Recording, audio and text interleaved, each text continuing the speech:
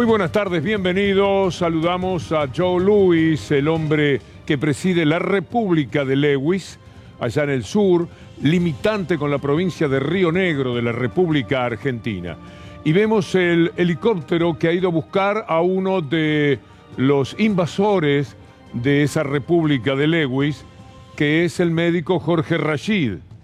Ahí está el momento en el cual van a rescatar a Rashid, hablando ya más en serio, de lo que ha promovido su presencia junto con otras personas que fueron a gritar por la soberanía argentina en eso que Lewis entiende como su propia república. En este paisaje fascinante ha ocurrido todo este enfrentamiento de los que custodian los campos, los lagos y las montañas y los aeródromos y los autódromos y los cuadros, etcétera, del Lewis, y aquellos que fueron a decir que modestamente pretenderían que ese lago sea lo que es un lago argentino y no un lago de la República de Lewis, defendida mediáticamente por todo diario que se precie de ser muy cipayo en la República Argentina y también por políticos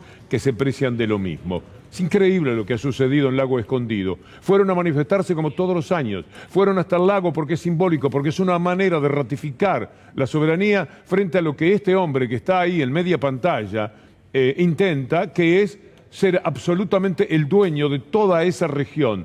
Naturalmente, Argentina, pero la rodeó con sus propiedades, 13.000 hectáreas. 13.000 hectáreas. Se quedó con el lago y no se puede llegar sin su venia, sin su permiso, sin ser amigo, sin ser un referente que a él le importe políticamente o lo que fuere. No se puede admitir.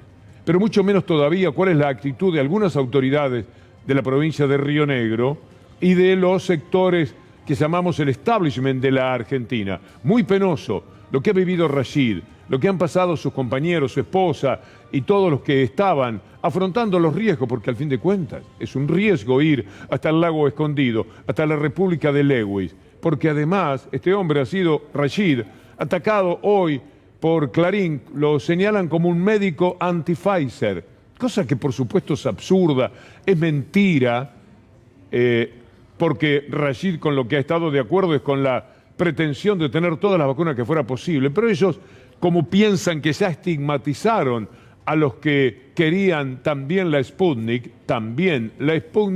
le pusieron este título, un médico anti-Pfizer. Ya Clarín no tiene nombre, ya es mucho más que una mafia, es una armada tipo Brancaleone, es un desastre periodístico, un ex montonero y el hijo de la titular del INAI detrás de la marcha del Lago Escondido. Y arriba, Víctor Hugo, buenas tardes. Protesta insólita. La protesta insólita, absurda, por supuesto, lo dice la mafia de Héctor Mañeto. ¿Cómo se les ocurre ir a protestar contra sus amigos, los de él, los de Macri, los de todo ese establishment? Es muy lamentable lo que ha pasado con el médico Rashid. Víctor Hugo, buenas tardes a todos. Hay que revisar cómo Lewis tiene estas tierras.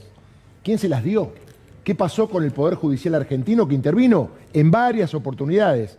¿Y qué pasa ahora que ante un fallo que dice que se puede pasar por Lago Escondido, porque obviamente es de la provincia de Río Negro, es del Estado argentino, ¿por qué pasa lo que pasa? Y lo contundente es que el juez Juan Pablo Laurens rechazó la habeas corpus, pero contradictoriamente dijo, pero el Estado debe hacer algo para rescatar a estas personas. Es cuando los jueces, desde su despacho, no se meten con las cosas que le pasan a los ciudadanos.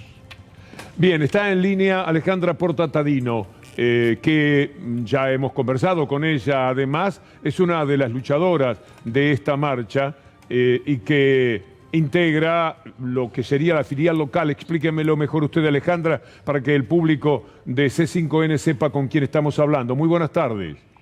Buenas tardes, sí, yo soy presidenta de la filial Cívica de Tierra del Fuego. Y aparte de ingeniera, estoy en el Cuerpo de Bomberos Voluntarios, así que también estuve atendiendo. Alejandra, una vez más, gracias por atendernos. Cuéntenos qué está sucediendo ahora. Lo que quería ampliar la información que estabas dando, Víctor Hugo, es que el siniestro, o sea, el hecho violento pasó lo siguiente. Primero, era un lago público, el lago Soberanía. un sendero público en territorio provincial, no era ningún territorio privado donde sucedió esto, ni de Lewis ni de ningún propietario, era el territorio de la provincia de Río Negro. ¿Cuál es el agravante de esto? Es simple, que una patota armada está circulando, amedrentando, porque había unos turistas también que no los dejaron pasar, a todo quien se interponga por ese camino. Y el juez, el agravante es que el juez, en vez de pedir la detención y la búsqueda de esa patota armada que está operando en el territorio provincial de Río Negro, niega una suerte y un amparo. Es inconcebible, es una cosa de locos, es psiquiátrico este país, o esta provincia. El poder que tiene este hombre de manejar territorio provincial como si fuera el Far West. Y la justicia no hizo nada por pedir la detención de esa patota que está circulando por un territorio provincial. ¿Cómo está ahora el doctor Rashid, Alejandra? Bueno, el doctor Rashid se lo hidrató, se lo está hidratando, le están haciendo electrocardiograma. La verdad que el hospital de Bariloche lo están atendiendo excelentísimamente bien y lo están revisando y en 1 hora y media, si está todo bien, lo darán de alta. ¿Cómo sigue esta historia, Alejandra? Y bueno, ahora a las 19 horas, entre 19 y 19:30, se dará una conferencia de prensa. Y bueno, el tema es que estamos con las manos atadas porque si la justicia no interviene cuando hay una patota suelta armada por terreno provincial, no, ya uno, o sea, se nos agotan las herramientas, uno no entiende, o sea, es como que la mafia está amparada por la justicia. Alejandra, Darío Villarroel es mi nombre. Sabemos que hay otra denuncia, la ha hecho un abogado, que tiene que ver con privación ilegal de la libertad, etcétera. ¿Saben algo de esto? Porque esto trascendió aquí en Capital Federal. No, yo no estoy enterada porque yo estaba con el operativo de rescate de Jorge Rashid, que lo trajimos en helicóptero a Bariloche, así que no estoy muy enterada de eso, que lo sí, de la retención que hubo, de que a la noche los amenazaron y tiraban, están grabados los sonidos porque era de noche, todo como tiraban tiros al aire, hay mucho material de amedrentamiento y la impunidad con que mueven en la provincia esta patota armada, ¿no? Alejandra, hay una reacción insólita de los medios de comunicación de la capital. Me imagino que también en Río Negro ocurre otro tanto. Qué indefensión para ustedes que han ido allí por un principio tan caro al país como hablar de la soberanía. Y Víctor Hugo, o sea, si vos fijate Clarín, parte de los dueños de Clarín son los dueños de Pfizer, de la vacuna. O sea, ¿qué se puede esperar? Si vos te podés investigar quiénes son los dueños del laboratorio que fabrica, accionistas del laboratorio que fabrica la vacuna Pfizer, y quiénes son los accionistas del diario Clarín, te cierra todo el círculo. Es un trabajito que realicé. Investigar.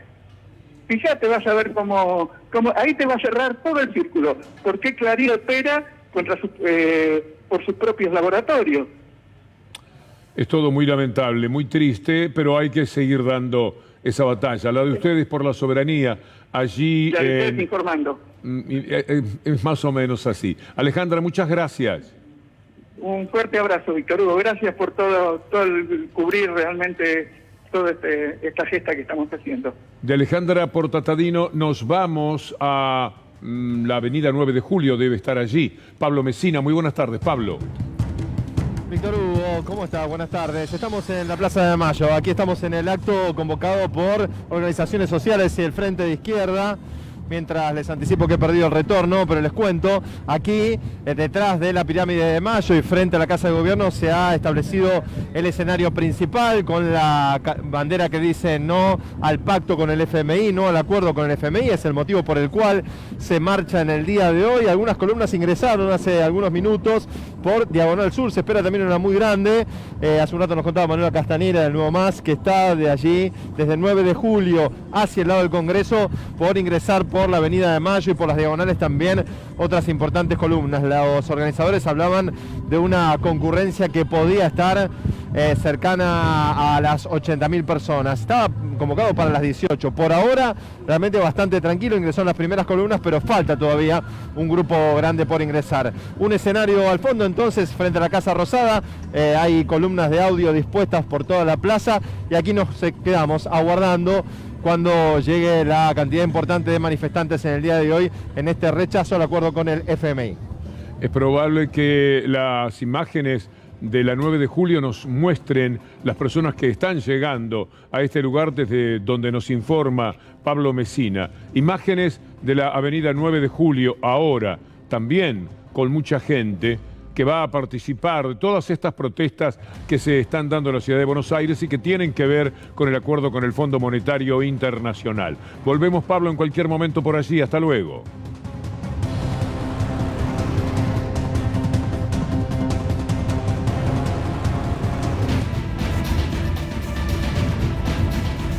El dólar ilegal subió 1 peso, Estefanía Pozzo. Buenas tardes, Víctor Hugo, y a toda la audiencia. Así es, 1 peso después de 3 jornadas en las que venía a la baja. Se movió un poquito el dólar, no es tanto lo que sube, pero sí la brecha al 103%, sabemos, ¿no? El dólar paralelo lo que marca es el pulso de la brecha cambiaria. Los dólares financieros tuvieron una baja en la cotización, pero sí es cierto que de hace 3 semanas el dólar paralelo está por encima de los 210. Insisto, lo que tenemos que mirar es la brecha. Después vamos a hablar de economía real, de qué manera cerró 2021 en materia de construcción y de industria.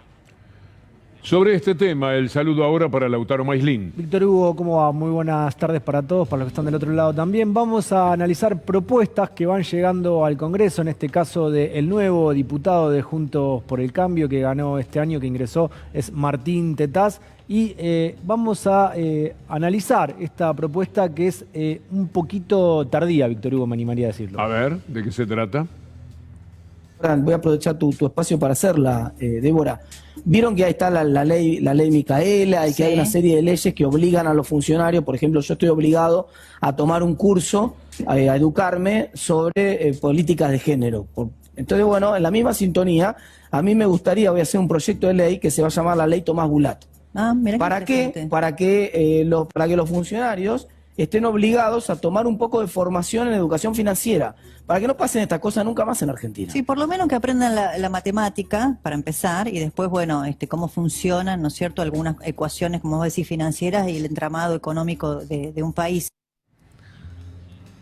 Está proponiendo que sea obligatorio educación financiera, Víctor Hugo, y está comparándolo con la ley Micaela, que bueno, Steffi sabe mejor que yo, que tuvo mucho trabajo. Y bueno, está para la próxima vez que haya un gobierno neoliberal que vaya a pedir 50.000 millones de dólares, sería muy interesante que podamos tener esa educación, porque la educación financiera es para poder gobernar un país sin necesidad de estar pasando la gorra por todos lados. Ahora, educación financiera, cuando todo lo que tenés que hacer es pagar, es un poco tardío. Me parece que efectivamente, como decías, no llegó a tiempo. No llegó a tiempo y también está un poco quejándose de lo obligatorio que es informarse y educarse en relación a la ley Micaela. Ahora, ustedes lo están tomando en serio, ¿no? Porque la verdad que no lo puedo creer. Tomás Bulat fue un periodista, un buen periodista que murió en un accidente, y utilizar su nombre, su memoria, para decir esta pavada, porque mañana se le ocurre a otro, bueno, como a veces Macri hablaba de fútbol y no sabía, habría que instruir a todos los diputados que sepan de fútbol, la ley Maradona, para opinar de fútbol. La verdad, estos que dicen ser libertarios, cuando ellos quieren hacer lo que quieren, violan cualquier cosa. Esto es absolutamente inconstitucional. Cómo uno se prepara y es diputado y con lo que sabe, y lo que no sabe lo estudia, pero no porque lo obliga una ley. Hay una comparación además que, teniendo en cuenta quién fue Micaela, la verdad es que no resulta grata escucharla, ¿no? La ley Micaela habla de los derechos humanos, habla de la posibilidad de entender para muchas personas lo que significa la identidad de género, la diversidad sexual, todo lo que tiene que ver con las diferencias sociales entre varones y mujeres, y otra cosa tiene que ver con algo importante, que tiene que ver con las finanzas, que sería importante que mucha gente lo entienda, pero no tiene nada que ver con los derechos humanos, ¿no? Esa comparación, como mínimo, pensando en Micaela, un poco duele. Pensemos en Patricia Bullrich también, y algunas cosas no sabidas como corresponde sobre Patricia Bullrich, doctor Villarruel. Bueno, se conoció hoy una denuncia fuerte de la Oficina Anticorrupción del doctor Félix Kraus y tiene que ver con el G20. ¿Se acuerda? Toda la movilización, todo el movimiento.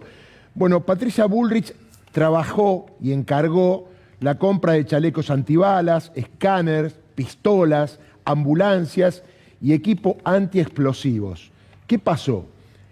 El fiscal anticorrupción descubrió sobreprecios por 315%. A ver, 9 millones de dólares. Y esto no es la novedad. Todo esto que compró Patricia Bullrich llegó a los 5 meses que terminó el G20.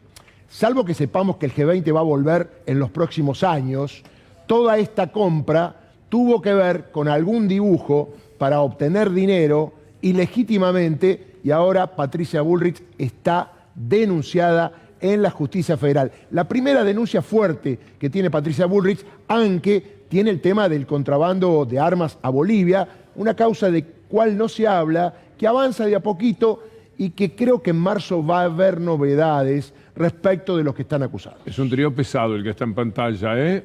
Gente que se las trae. Lombardi, Dietrich y Bullrich. Bueno, a ver, esto es una caja de Pandora porque recordemos, y lo traigo a Marcelo D'Alessio, que está detenido, que tenía buena relación con Patricia Bullrich, que en una nota que yo le hice, dijo que él sabía de la compra de algunos elementos que se usan en los ríos, algunos barquitos, los digo yo, pero así no lo llamaba él, y que Patricia Bullrich había tenido que ver con eso.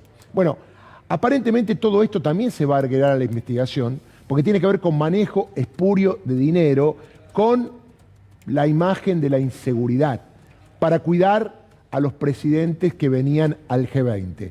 Digo que esto es fuerte porque Patricia Bullrich se jactaba de no tener denuncias penales. Bueno, ahora tiene una denuncia penal con datos concretos, con números, con fechas y todo lo que está explicitado en la denuncia del doctor Félix Kraus. En la columna vamos a estar hablando fuertemente de lo que ha ocurrido en materia de comportamiento periodístico por la gira de Alberto Fernández.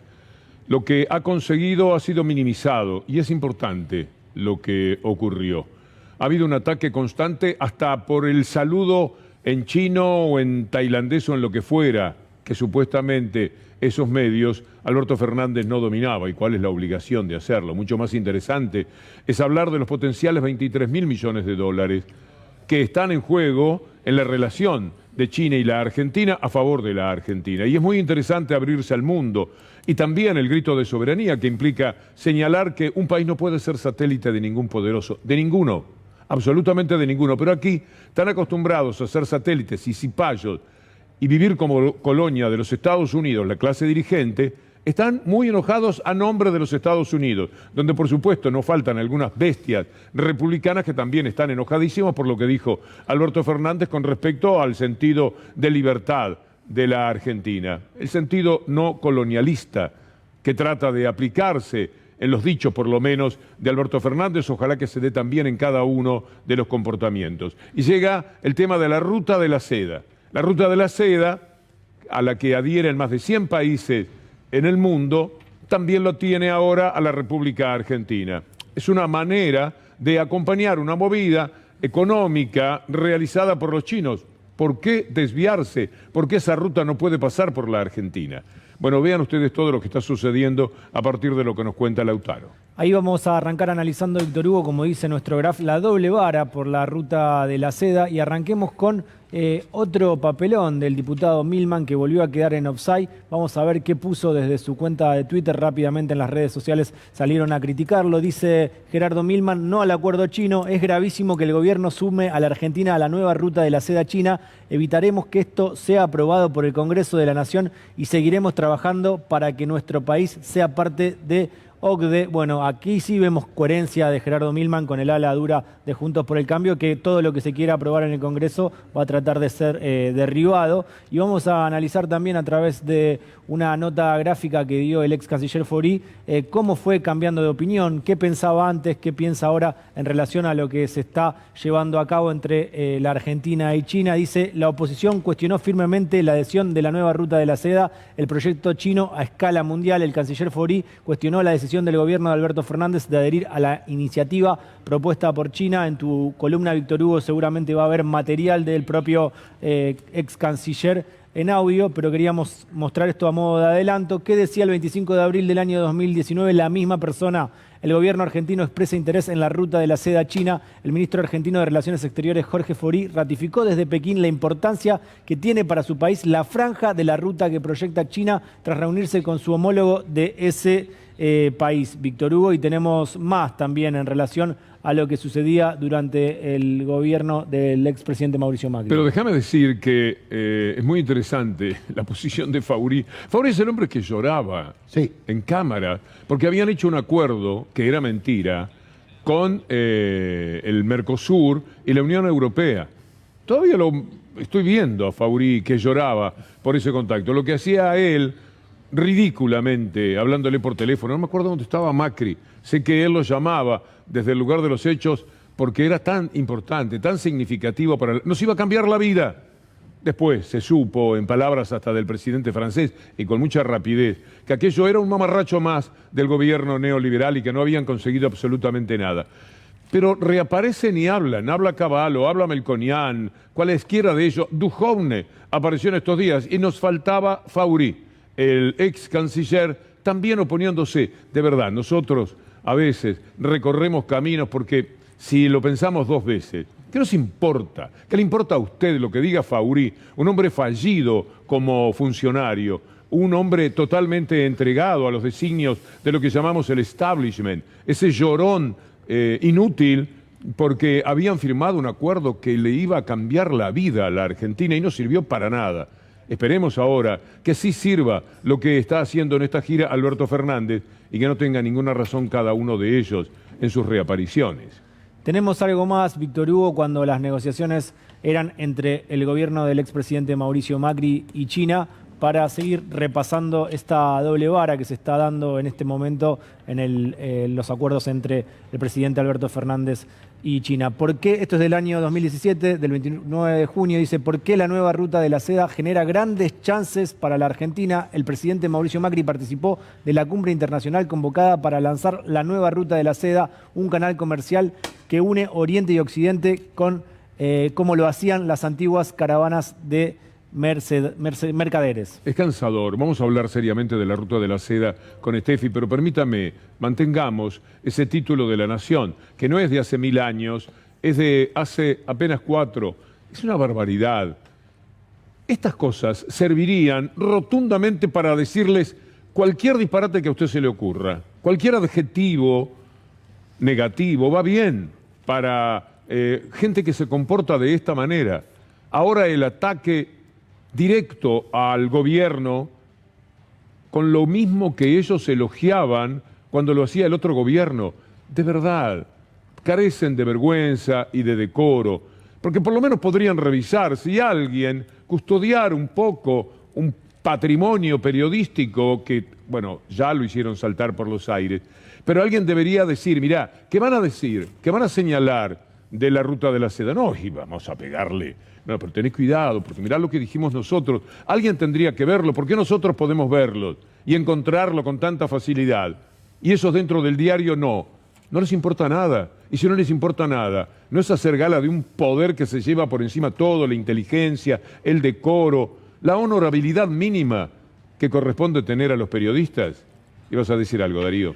Víctor Hugo, va a estar interesante tu columna, que vas a repasar esto, porque 2 años y 2 meses de gobierno. Y no nos gastemos. Cualquier cosa que haga el gobierno de Alberto Fernández, los medios y la oposición lo van a atacar. Les pregunto a los que nos están mirando, a la mesa, ¿alguna medida, que fueron muchas, que tomó el gobierno de Alberto Fernández, fue destacada por los medios como algo importante? ¿Fue aplaudida? ¿Fue de alguna manera aceptada? No, de ninguna manera. Quedan, mire, 1 año y 8 meses para las PASO de agosto. Va a seguir así. Creo que el gobierno debe hacer lo que tiene que hacer, comunicar lo que tiene que comunicar, no importándole la oposición, los medios hegemónicos, porque a este gobierno lo eligieron 13 millones de argentinos. 23.000 millones de dólares en inversiones son el potencial que podría llegar a tener por la incorporación de Argentina a esta ruta de la seda. Alrededor de 14.000 millones de dólares tienen que ver con inversiones pendientes que estaban trabadas y se suman a esos 14.000 millones de inversiones pendientes 9.700 millones de dólares que tienen que ver justamente con la incorporación y con el acuerdo de la Argentina a esta nueva ruta. Lo notable, lo increíble y lo doloroso al mismo tiempo es que se ponen en línea con lo peor que tiene en estos momentos los Estados Unidos. Es decir, lo republicano es un desastre. Piensen ustedes que la imagen del republicanismo hoy día es Trump. Pero dentro de los republicanos hay quienes son peores todavía. Y entonces aquí Clarín, Mañeto, Los Aguiar, La Nación, eso que acabamos de ver, se ponen en línea con personajes como este, que se llama Matt Gaetz, joven integrante del republicano, un libertario, un antitodo, particularmente antigobierno de Biden, contra el que trabaja activamente cada hora de su vida. Bueno, escuchémoslo. Mr. Speaker, while the Biden administration, the media, and many in Congress beat the drums of war for Ukraine, there is a far more significant threat to our nation accelerating rapidly close to home. Argentina, a critical nation and economy in the Americas, has just lashed itself to the Chinese Communist Party by signing on to the One Belt, One Road initiative. The cost to China was $23.7 billion, a mere fraction of a rounding error when compared to the trillions of dollars our country has spent trying to build democracies out of sand and blood in the Middle East. Decirle que es un sinvergüenza no tiene ninguna fuerza porque el tipo está tan lejos. Todo lo que gastaron en América Latina fue para golpes de Estado. Nunca una verdadera ayuda. Ahora la podrían haber dado. Por supuesto que hay que buscar ayudas en todos lados. China, Rusia, Alemania, Estados Unidos, a todos. Hay que juntar la cabeza a todos en términos positivos. Mire usted el trato que le da Clarín al discurso de este personaje del republicanismo que no ha parado de mentir en una sola de las oraciones que expresó en el Congreso de los Estados Unidos. Repercusiones de la gira de Fernández, estas son. Alertan en Estados Unidos sobre el impacto desestabilizador y la influencia maligna de China y Rusia en América Latina. 2 senadores de cientos republicanos presentaron un proyecto de ley para frenar el avance de estos países en la región. Pero ni Clarín, ni La Nación, ni Matt Gaetz, que a lo mejor no era senador en ese momento, tenían algo para decir cuando los gobiernos de derecha sí se aliaban con China, en este caso. Vayamos otra vez al título de La Nación, porque es muy impactante que ellos sean capaces de ignorar lo que en su momento han dicho. ¿Por qué la nueva ruta de la seda genera grandes chances para la Argentina? El presidente Macri participó de la cumbre internacional convocada para lanzar la nueva ruta de la seda, un canal comercial que une Oriente y Occidente, como lo hacían las antiguas caravanas de mercaderes. Le pone un poquito de historia, de nostalgia, incluso a lo que está diciendo en junio del 2017, pero en febrero del 2022 no vale, no sirve. Entonces hay que buscar las reacciones en Estados Unidos de cualquier personaje, cualquier tipejo, de ese republicano que ha caído a lo más bajo en la vida republicana del mundo entero, no solamente de los Estados Unidos. Bueno, contra esto hay que jugar, porque lamentablemente ellos tienen sus seguidores, por supuesto, los del mentime que me gusta. No me importa que me mientas, vos mentime, dame elementos para poder en la conversación, en la cena, volver locos a otros diciendo, ¿viste cómo está Estados Unidos? ¿Vos viste cómo están de enojados con esto de la ruta de la seda? Es que es una vergüenza, una barbaridad. ¿Cómo vamos a estar de acuerdo con China? ¿Vos sabés la historia de los derechos humanos de China? Lo que ha cantado Patricia Bullrich. No, le dice otro. A lo mejor quería hablar de Guantánamo, que es Estados Unidos, no era precisamente China. ¿Qué va a hablar de derechos humanos Estados Unidos? ¿Cuál es la primera palabra que puedo decir? La primera palabra, el piedra que puede tirar los Estados Unidos. Por supuesto que China tiene una historia horrenda que ha trascendido en el mundo en cuanto a los derechos humanos. Nos apartamos de todos los que traicionan los derechos humanos o tratamos de convivir en lo que nos convenga y en lo posible, porque otro remedio no hay para las economías de estos países. Pero ellos juegan con que Estados Unidos es buenísimo, es fantástico Estados Unidos. Y ese senador republicano dice que han gastado billones de dólares. ¿En qué? En la Argentina o en América Latina. Siempre para llevarse muchísimo más de lo que ponen, pero muchísimo más. Y siempre, cuando fue necesario, muchísimo dinero en contante y efectivo para dar los golpes de Estado que asolaron en América Latina y que ahora ya no tienen razón de ser, porque ¿para qué un golpe de Estado? Si tenemos a Clarín y Nación adentro, junto con la Embajada de los Estados Unidos, y ellos son los que dominan todo. Recién mostrabas la cobertura de algo de junio del 2017. Viajemos a mayo del 2017 y recordemos algo que mostramos la semana pasada de cómo era la cobertura mediática en relación a la gira del expresidente Mauricio Macri. 16 de mayo del año 2017, gestos en China. Macri saludó en mandarín y recibió una tarjeta de un poderoso empresario. 2 perlitas de la gira asiática del presidente que busca inversiones para la Argentina. Esto era lo que estaba cosechando el expresidente Mauricio Macri en 2017. La palabra canalla es demasiado fuerte. No digamos que son unos canallas. Nada más pensémoslo para adentro. Porque es un horror. Suena mal tenerles que decir las cosas que se merecen. Es muy duro. Es duro para quien está asistiendo en estos momentos a nuestro trabajo periodístico. Pero también es un desafío permanente encontrar cuál es el lenguaje con el que podamos acordar para señalar tanta maldad como la que tienen. Tan deliberado cada uno de sus roles, yendo contra, no un gobierno, contra un país, porque todo lo que no le salga bien al gobierno le va mal al país y el país está en una situación, como toda América Latina y buena parte del mundo, de desesperación, con millones y millones de pobres y con niños que no tienen para comer, que no tienen para vestirse, que no tienen nada. Y entonces ellos juegan a que además un gobierno que va a preocuparse y que ya se preocupa por los que menos tienen, sea sustituido por uno que cuando tuvo su oportunidad no hizo otra cosa que castigar duramente a esos sectores medios y a los más vulnerables. Vamos a escuchar a Axel Kicillof hablando de todos estos temas.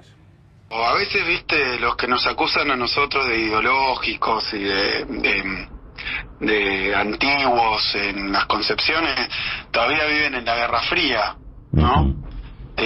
Yo creo que un país como Argentina lo que plantea es que tiene que desarrollar y hacer más robustas las relaciones que le generan beneficios y provechos mutuos. Volveremos sobre este tema, sobre cómo se prenden fuego a sí mismos en su credibilidad. Pero también es cierto, qué manifestación de poder. Porque usted se anima a mentir, está en la mesa con su familia, con sus amigos, se anima a decir algo que es una mentira y que va a perjudicarlos a todos. Hay retorno de eso en la vida cotidiana, en la vida nuestra como personas. Y esta gente permanentemente tiene retorno de las peores mentiras que tanto envilecen la vida de todos. Hablando de incendios, es tremendo lo que pasa en la provincia de Corrientes. De allí informamos con Marcelo Burchiski. Muy buenas tardes, Marcelo. Es un verdadero placer saludarte, Víctor Hugo. Yo estoy en la ciudad de Mercedes, en el centro de la provincia de Corrientes.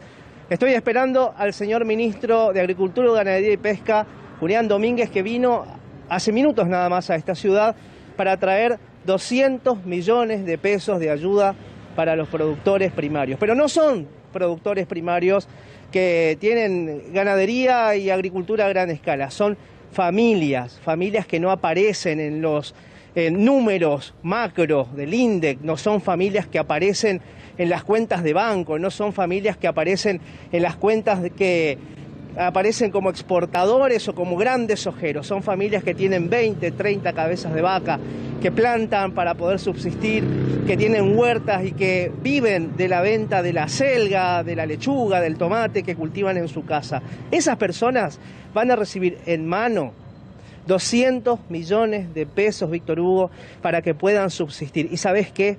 acá hay un problema más grave todavía, porque el fuego arrasó con los campos, arrasó con las reservas ecológicas, arrasó con la agricultura, pero también quemó las redes de electricidad y por eso hay muchísimas familias, miles de familias correntinas que no tienen luz y tampoco tienen agua, Víctor Hugo. ¿Por qué? Porque al no haber electricidad en el interior de la provincia de Corrientes, no pueden hacer funcionar las bombas de agua. Hay una sequía terrible y las bombas de agua son la única opción para las familias. ¿Y sabés qué hacen? Te voy a mostrar cómo la comunidad de la ciudad de Mercedes se compromete para ayudar a las familias. Fíjate, estos son vecinos que se reúnen en la plaza de la ciudad de Mercedes para juntar agua. Para darle a los vecinos que no tienen agua. ¿Qué tal? Buenas tardes, ¿cómo les va? ¿Qué tal? Marcelo Burchiski, soy de C5N. Ustedes están juntando agua para los vecinos. Así es. ¿Cuántas familias son las que necesitan agua hoy en la ciudad de Corrientes? Y mira, afectadas son muchísimas familias. De hecho, nosotros somos un grupo de la Iglesia de Jesucristo, los Santos Últimos Días, y lo que estamos haciendo, junto con todas las religiones de acá de Mercedes, es juntar agua para los necesitados. Es mucha el agua que se está recaudando y que ellos... Los vecinos vienen hasta acá, traen la botella de agua de su casa para que ustedes la distribuyan junto con las demás instituciones y esto es importantísimo. Sí, nosotros hacemos un llamado a la solidaridad acá de Mercedes y el agua es la que usamos en la casa, no tenés que comprar agua mineral. Cargan la botellita y nos traen. Y así, bueno, estamos llevando a los distintos... ¿Cuántos litros de agua juntan por día aproximadamente? Y aproximadamente está juntando entre 1.000 a 1.500 litros de agua por día. 1.500 litros de agua por día, Víctor Hugo, es la ayuda que están dando los vecinos de la ciudad de Mercedes a las familias rurales. Hay 335.000 hectáreas de tierras quemadas en esta provincia que sigue incendiándose principalmente en el norte, en las ciudades de Concepción del Yaguareté, Corá, Loreto y Caacatí. La situación es gravísima y el Estado Nacional está presente. Pero el informe es excelente, Marcelo. Muchísimas gracias, Marcelo Burchiski, desde Mercedes, en la provincia de Corrientes. Y ahora Nicolás Munafó, ¿desde dónde?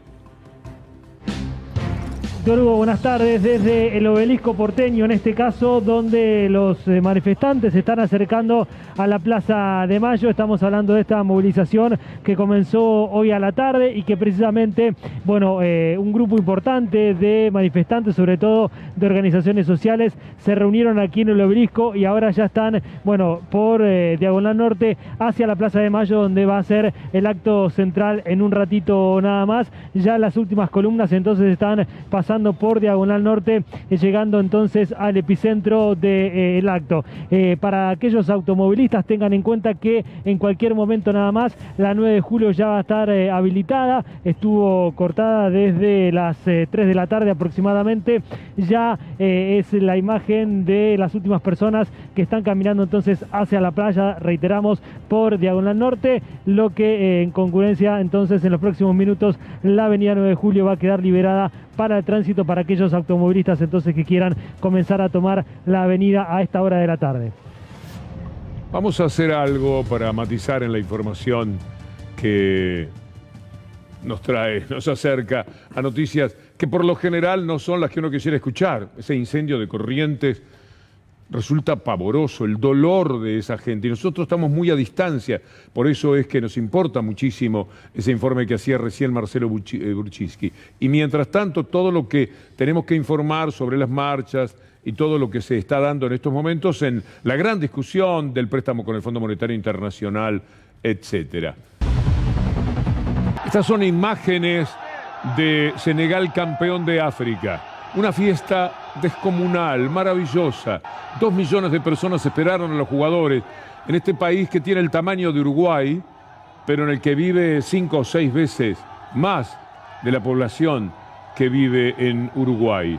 Allí en el Cuerno de África, bien en el Cuerno de África, con un río que le da nombre a todo el país, el río Senegal, justamente. Mire lo que es esta imagen, la enorme felicidad de quienes por primera vez se convirtieron en campeones de fútbol, nunca lo habían sido, alrededor de un fabuloso jugador, el Messi de ellos, que se llama Sadio Mané. Con ese jugador como estrella, como estandarte, consiguieron ganar ante Egipto, un habitual ganador de las Copas Africanas, la final en una definición por penales. Fue impresionante, extraordinario lo que sucedió a partir de ese momento. Y simpáticos morenos senegaleses que viven en la Argentina también se lanzaron al festejo en medio de la simpatía generalizada de quienes veían en esa manifestación al propio pueblo senegalés. Mire lo que es esta marcha, esta manera de andar por la ciudad, de saludar a sus campeones.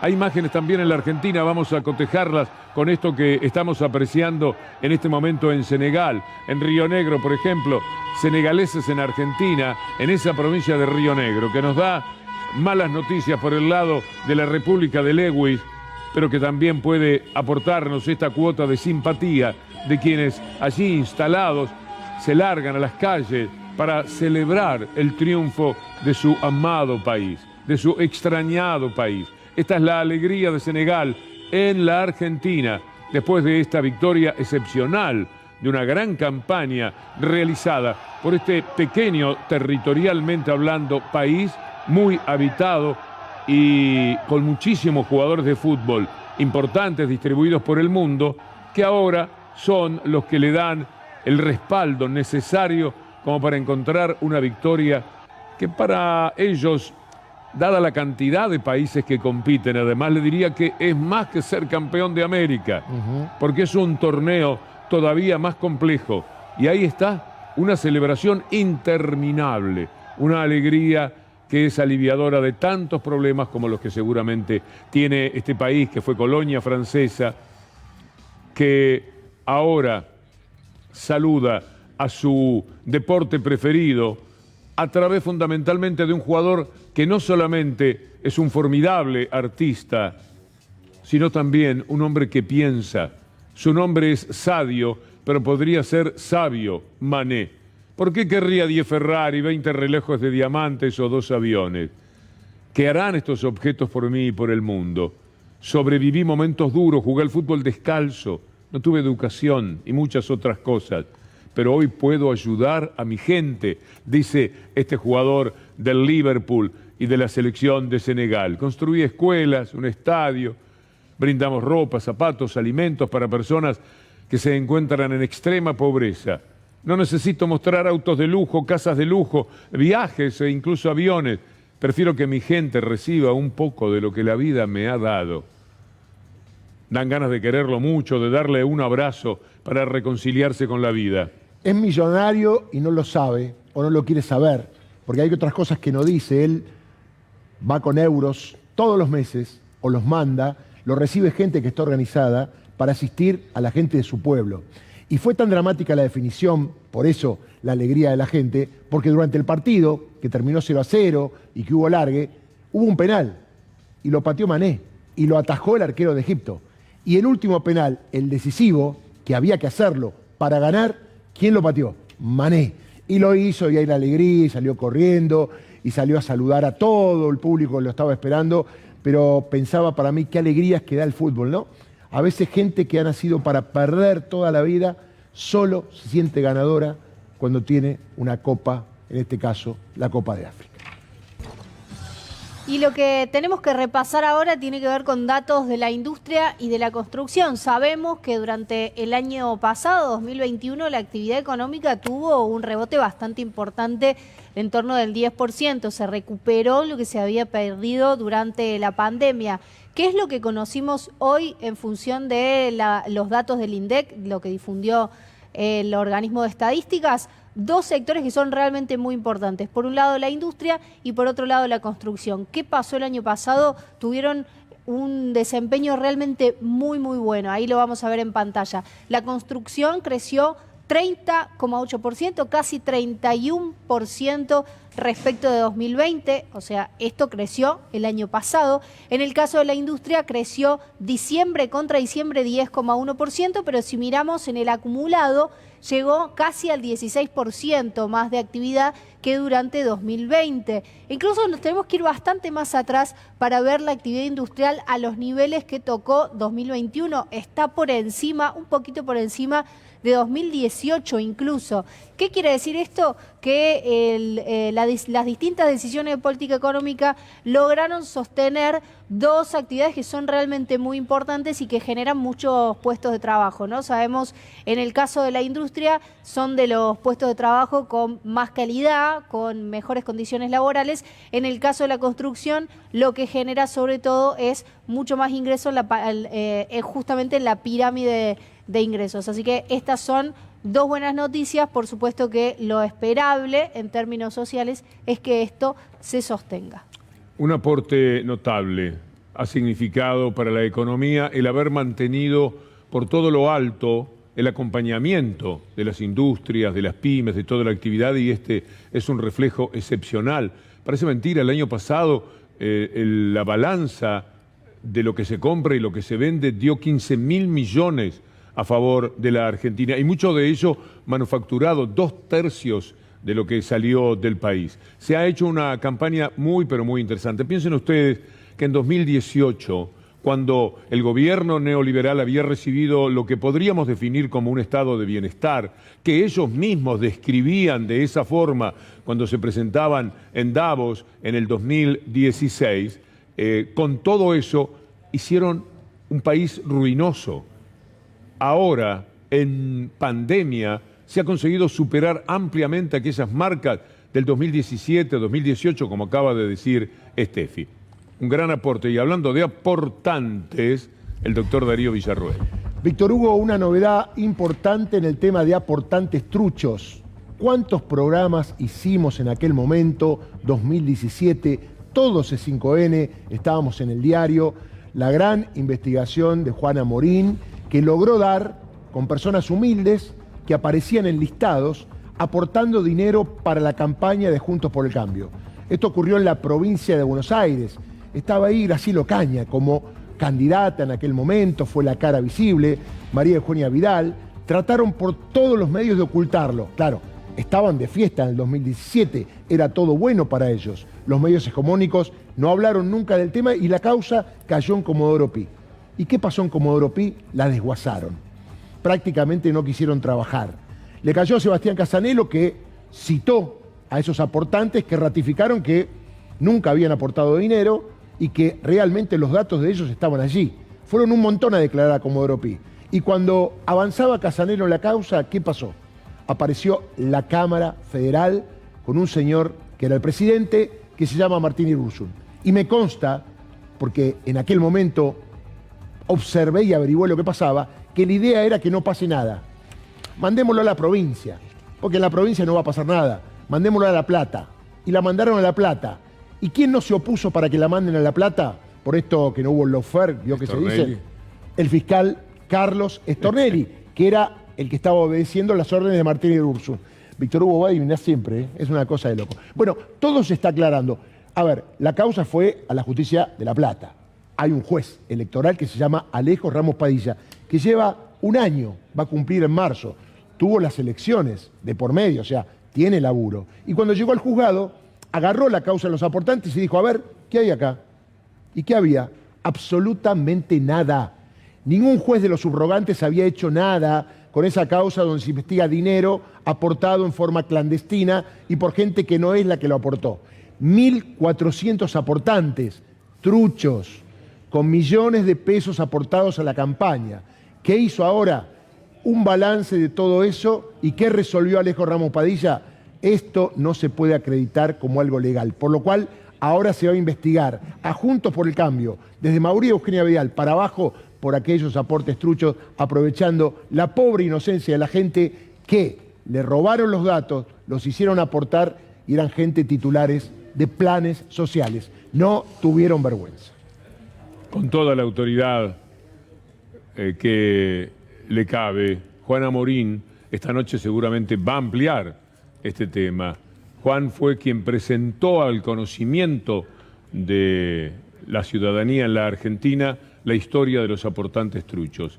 Lo hizo con tal rigor profesional como todo lo que hace Juan, que hoy, cuando se ponga a hablar seguramente de los aportantes truchos, vamos a estar más que atentos por todo lo que puede agregar. Muy doloroso, Víctor Hugo, porque el juez Sebastián Casanelo me decía que él citaba gente y que eran de barrios humildes y no podían venir. Le decían, señor juez, no tengo plata. Es más, a algunos se les facilitó dinero para que puedan ir a declarar y dar testimonio de que los habían estafado. Volvemos a Pablo Messina. Hola Víctor Hugo, buenas tardes. Bueno, se ha llenado finalmente la plaza por todas las organizaciones sociales, por supuesto, y políticas que se han congregado aquí hoy en la plaza, en esta marcha para repudiar el acuerdo con el Fondo Monetario Internacional. Estamos en medio de columnas muy importantes del Partido Obrero, del Pueblo Obrero, del Nuevo Más, que han ingresado y siguen haciéndolo hacia la plaza por Diagonal Sur, que está aquí a mi vista, también por Avenida de Mayo. Todavía veo 2 o 3 cuadras hacia el fondo, una movilización realmente muy pero muy importante, y también lo hacen por Avenida Rivadavia. Esta convocatoria estaba prevista para las 18, se retrasó un poco, pero la llegada de las columnas principales que anteriormente habíamos mostrado, que venían avanzando por 9 de julio, finalmente por las avenidas importantes se han dado cita, están llegando aquí y van avanzando hacia el frente. El escenario está puesto para los oradores principales entre la Casa de Gobierno y la Pirámide de Mayo. De espaldas a la Casa de Gobierno, con un gran cartel, con una gran bandera donde dice no al acuerdo con el Fondo Monetario Internacional, y todas las organizaciones sociales y políticas y sindicales finalmente están congregándose, que esto es una multitud realmente. Van ocupando de a poco, de manera notable, los lugares que quedan en la Plaza de Mayo, mientras siguen ingresando por Avenida de Mayo, y todavía desde aquí también puedo divisar. Nosotros estamos ubicados, para que se den una idea, entre lo que sería la Catedral y el Cabildo. Desde acá puedo divisar también, en este mar de banderas y de personas, las columnas que todavía siguen ingresando por Diagonal, y mucho todavía que resta por entrar a través de Avenida de Mayo. El sonido está ubicado, tanto sea en el escenario principal frente a Casa de Gobierno, también delante de la Pirámide de Mayo, y también hay otras columnas de sonido que se han preparado aquí sobre Bolívar para aquellos que quizás no puedan llegar a ingresar totalmente y que puedan seguir el acto desde los laterales, como pueden ser Rivadavia, Diagonal y también Avenida de Mayo. Importante convocatoria realizada por el Frente de Izquierda de los Trabajadores y organizaciones sociales, donde se va llenando de a poco la plaza y en un rato tendrá que comenzar el acto. Quería señalar que los vendedores de gaseosas, por ejemplo, nos dan una idea de la enorme cantidad de gente que hay. Están bastante apretados. Había uno que le costaba caminar, ahora pasaron 2 o 3 algo más cómodos porque se abrieron allí. Hay mucha gente. Es impactante la cantidad de gente que, como bien dice Pablo Messina, se ha reunido. Vean ustedes que están muy cerca uno de otro. Normalmente en las marchas ocurre, cuando no va tanta gente, que hay una cuestión de acuerdo generalizado para plantarse con distancia para que parezcan más. Aquí no hay ninguna necesidad, aquí es impresionante de verdad la respuesta que se ha dado de muchísima gente que va allí porque no quiere el acuerdo con el Fondo Monetario Internacional. Independientemente de si tienen razón o no, es una voz muy potente la que están expresando en este momento, sin ninguna duda. Volvemos, Pablo, en cualquier momento por allí, porque además veo que es una manifestación que tiene que ver con gente, es decir, no hay presencias políticas muy significativas, por lo menos en esto que estamos mostrando y compartiendo con ustedes. Ahora, Lautaro Maislin. Víctor Hugo, ayer nos preguntábamos en qué anda el expresidente Mauricio Macri, y pudimos escuchar a través de Miguel Ángel Pichetto que está haciendo muy buenos análisis de la realidad, está interpretando la realidad. Eso fue como modo de anticipo. Ahora habló Mauricio Macri, dijo lo siguiente, Víctor Hugo, y hemos titulado "De la reposera al segundo tiempo". ¿Por qué? Porque ya empieza a hablar de 2023. Esto dice La Política Online. Ahora Macri dice que si mide, se presenta para presidente. En el PRO dicen que empezó a subir en las encuestas y que tiene sed de revancha y reivindicación. Otros le sugieren que siga como expresidente. Esto es lo que se dice en el círculo íntimo del expresidente Mauricio Macri, que seguramente con estas interpretaciones de la realidad que está haciendo, según Miguel Ángel Pichetto, las encuestas forman parte de estos análisis que está haciendo. Víctor Hugo, Macri quiere volver a ser presidente. Lo ha dicho en el círculo íntimo. Macri trabaja para ser presidente. Lo digo porque también del otro lado acusan recibo. ¿Quiénes serán los candidatos del oficialismo y la oposición? ¿Será Macri otra vez? Macri trabaja, aunque le digan no, vos quedate como expresidente. Macri quiere ser presidente otra vez de los argentinos. Hay algo que se dio ayer en Radio Mitre, donde habló Lorenzetti. Lorenzetti ha sido acusado de ser un mafioso ladrón del PAMI por Clarín. Y es justamente en Clarín, porque le pertenezco, señor, me haga usted lo que me haga, que Lorenzetti habló. ¿Para qué? Para negar el lawfare. Claro, si él es parte del lawfare. Y van y le preguntan, ¿usted cree que existe el lawfare? Y él dice, no, de ninguna manera.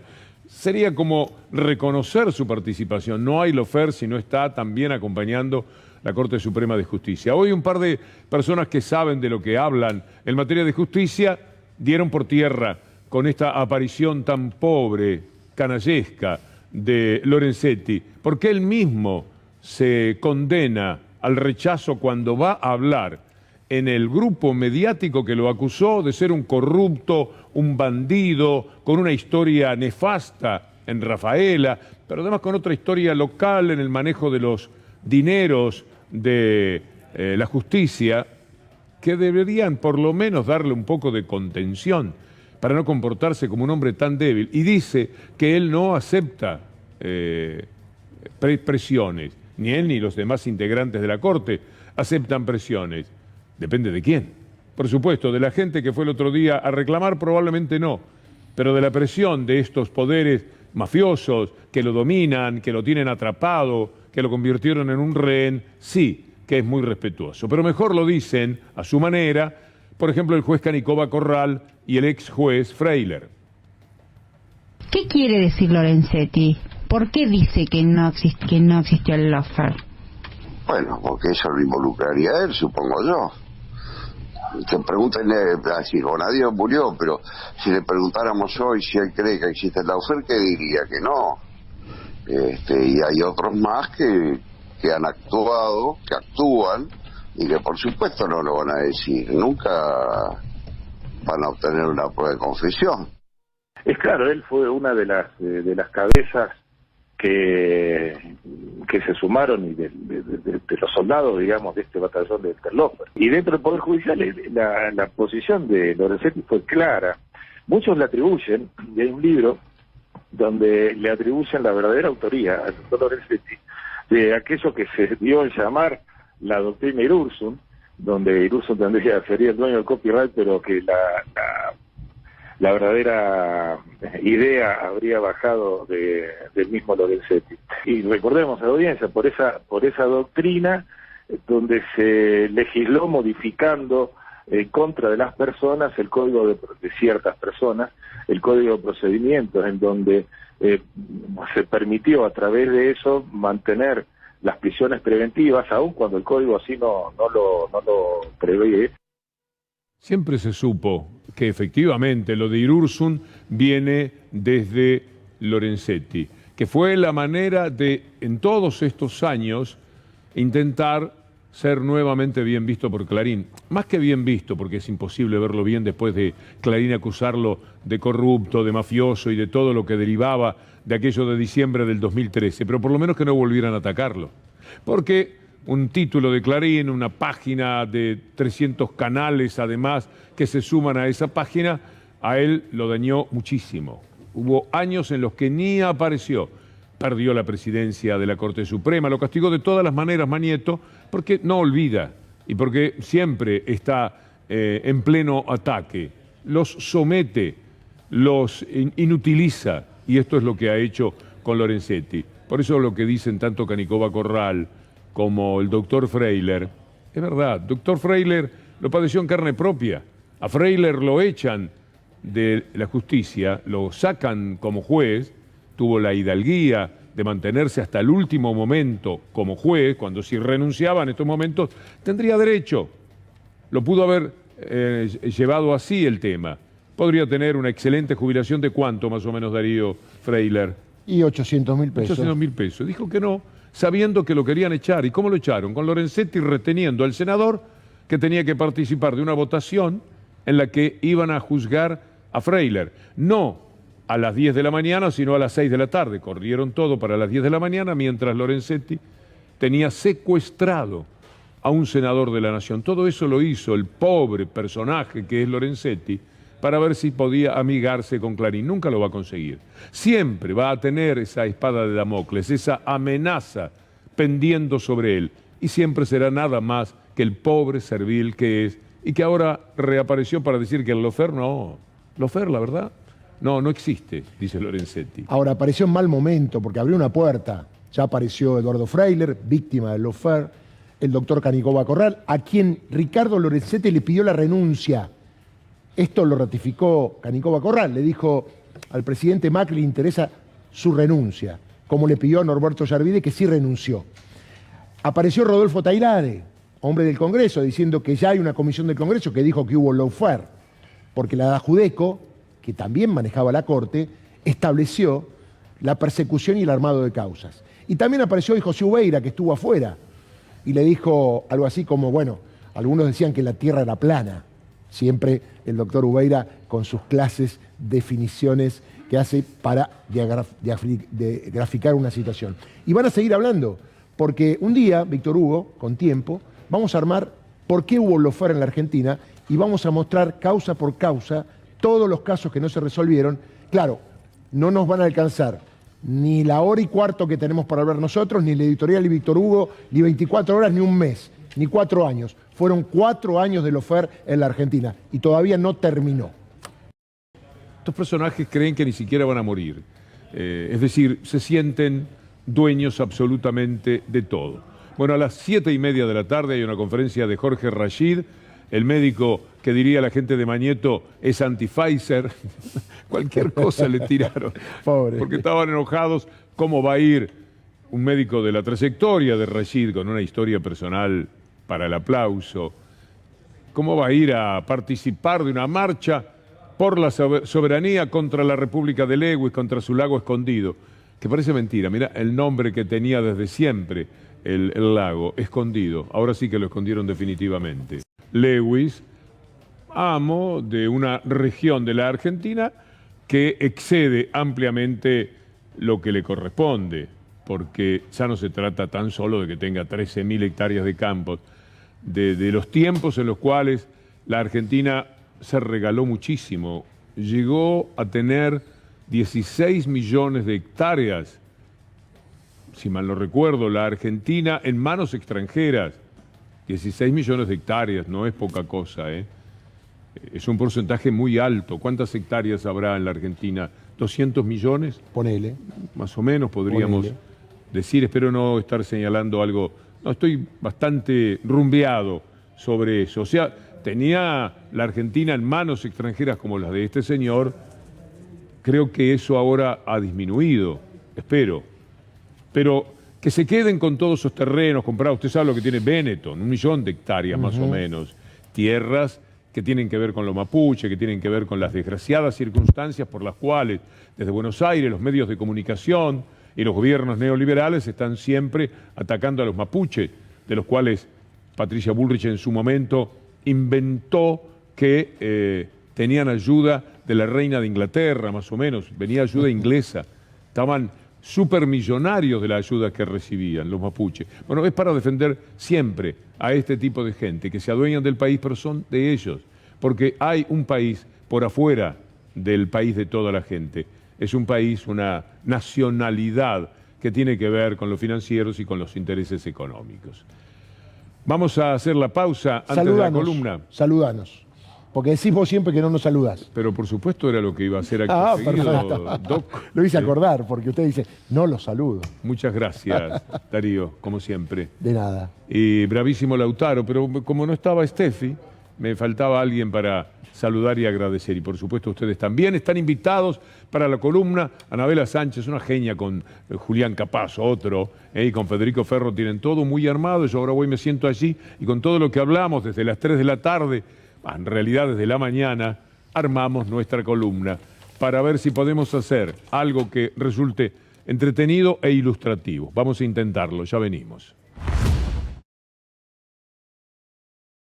Bloquear al mundo es el intento de aquellos anti-todos, por ejemplo, los antivacunas. Camioneros pueden ser en los Estados Unidos y Canadá, ahí en la frontera, ya directamente en Ottawa, haciendo sonar sus bocinas durante días y días. Han enloquecido a la gente con un espíritu que es lo que vamos a tener en esta observación que pretendemos hacer del mundo para encuadrar todo lo que después hablamos con ustedes sobre la Argentina. Una derechización que a esta altura ya es insoportable, pero que no hay más remedio que sobrellevar, que refutar y que enfrentar en lo local, pero también en la mención de todo lo que internacionalmente recogemos de lo que sucede. Mire usted lo que son los camiones bloqueándolo todo en esa frontera de Estados Unidos y Canadá, y lo que es la ciudad de Ottawa, también teniendo que lidiar con este ataque tremendo de una derecha nazi,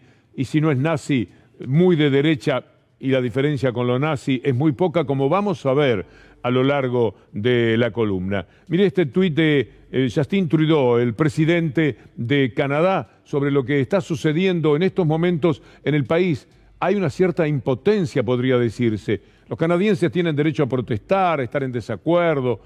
Siempre protegeremos ese derecho, pero seamos claros, no tienen derecho a bloquear nuestra economía, ni nuestra democracia, ni la vida cotidiana de nuestros ciudadanos. Tienen que parar. Mire cómo lo dice el intendente de la ciudad de Ottawa.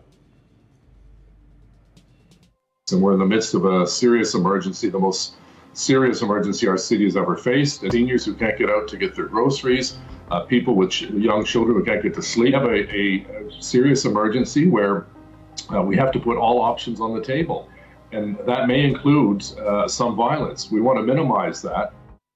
Cuando decimos neonazi no es por descalificarlos, es porque es absolutamente cierto, y esto está pasando en todo el mundo, por supuesto, también en la Argentina. Estos comportamientos no pueden merecer otra lectura, y hay quienes directamente se presentan como tales. Mire lo que pasa en estos momentos ahí en Canadá, justamente. Leamos esta noticia juntos. Neonazis y Canon. La protesta de camioneros antivacunas en Canadá está coordinada por extremistas, el llamado convoy de la libertad, porque enseguida van con la palabra libertad, de alguna manera la tienen que llamar. Todo eso que bloquea Ottawa fue una idea de un reconocido teórico de la conspiración neonazi en el mundo. Bueno, también se da en los Estados Unidos. Mire lo que es este video que compartimos con ustedes. All week, Rachel and her team have been covering the despicable pattern of neo-Nazis across the country, feeling emboldened and gathering outside hospitals and on freeway overpasses, even phoning in bomb threats to historically black colleges and universities. We're going to have an update tonight on the neo-Nazis that gathered last weekend in the Orlando area. At one point during their demonstration, a young Jewish man, a college student in the area, confronted the neo-Nazis. He wanted to let them know that their hate had no place there. They subsequently surrounded his car, hurled anti-Semitic slurs, and spat on him. Que esto hay que saberlo. Por supuesto, siempre van con su antisemitismo a cuestas. Aquí, donde la cúpula que dirige a los judíos, estoy hablando de la DAIA, juega un rol muy servil hacia la derecha política, que es la que finalmente termina con este tipo de comportamiento. Ya ocurre en Florida, en muchos lugares de los Estados Unidos y de Europa. Reportan varias manifestaciones antisemitas en Orlando. Los videos que se difundieron en las redes sociales mostraron al grupo ondeando banderas nazis, saludando y gritando a los autos que pasaban cerca de la Lafayette Drive y Whiteford Lakes Parkway. El sábado también se vio a los manifestantes involucrarse en al menos una pelea de las que nosotros tratamos de ofrecer algo que nos ayude a pensar y a entender cómo viene el mundo, porque esto sucede en un lugarcito de los Estados Unidos, no. Ahora, en donde pongamos la mirada, mire, Nueva York, por ejemplo, también allí aparecen, en la ciudad habitada por más diferentes sectores sociales, raciales, etcétera, en el mundo entero. Mire lo que pasa en la ciudad de Nueva York. Estos son solidarios, grupos solidarios con los camioneros de Ottawa, con los antivacunas, con todo lo que les permita en este tiempo en el cual se viven dramas económicos y sociales después de la pandemia tremendas, aprovechar esos dramas y hacer valer este sentimiento de negar absolutamente todo y llevarse por delante la ilusión de tener un mundo un poquitito mejor. Para colmo, lo hacen en un tiempo de una gran angustia social. Vamos a ir de estos personajes a lo que pasa en Estados Unidos, el drama de las viviendas, parecido también en algún sentido a lo que pasa en la expulsiva ciudad de Buenos Aires. Estados Unidos se enfrenta a una crisis de vivienda. Estos son informes patéticos en cuanto al contenido ofrecido por el Departamento de Vivienda, que considera que se debe a la creciente demanda que genera a su vez altos precios, sumado a los sueldos bajos, que son otra parte del problema, en un país donde 20 millones de personas decidieron abandonar el trabajo, porque ya no tenía sentido trabajar por el escasísimo salario,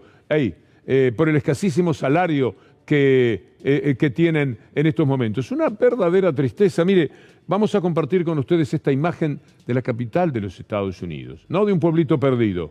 Así se vive en las veredas de Washington. Esto es capitalismo a ultranza y tremendamente negativo, sobre todo después de la pandemia. Esta es una realidad en la ciudad de Washington. Por esta angustia y preocupación de los ciudadanos norteamericanos en donde uno ponga la mirada, es posiblemente que Biden hasta piensa en la guerra para ver si puede salvar su gobierno de la severa derrota que va a tener a fin de año en las elecciones de medio término. Y esto lo digo no desde un conocimiento de encuestador, sino tomando la síntesis de las informaciones creíbles que proceden desde los Estados Unidos. Mire lo que dice Biden. If Russia invades, that means tanks or troops crossing the border of Ukraine again. Then there will be no longer a Nord Stream 2. We will bring an end to it. We will. I promise you, we'll be able to do it. I know that he's in a position now to be able to invade. He has the capacity to do that. What he's going to do, I don't know, and I don't think anybody knows but him. Lamentablemente, este hombre está deseando que Rusia invada.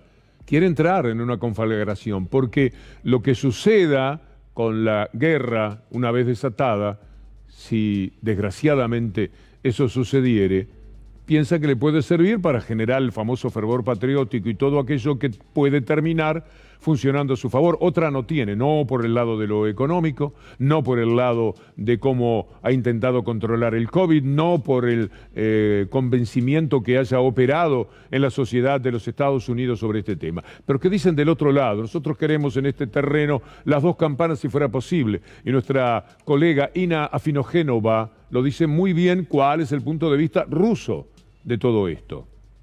Otra teoría de por qué tanta insistencia de Washington en crear ruido de sables en Europa del Este estaría relacionada con el tema energético. Las importaciones de gas natural licuado desde Estados Unidos a Europa baten récords desde que inició esta crisis. La crisis energética de Europa, afectada por el déficit de recursos energéticos junto a las idas y venidas de Alemania con el gasoducto ruso Nord Stream 2, obligó a Bruselas a importar más gas natural estadounidense, abriendo cancha a una mayor dependencia energética de Washington. Así, en diciembre, Estados Unidos se convirtió en el principal exportador mundial de gas licuado. Todo esto difícilmente sería posible sin el avivamiento de las tensiones de Occidente con Moscú que afectan el suministro gasífero desde Rusia a Europa.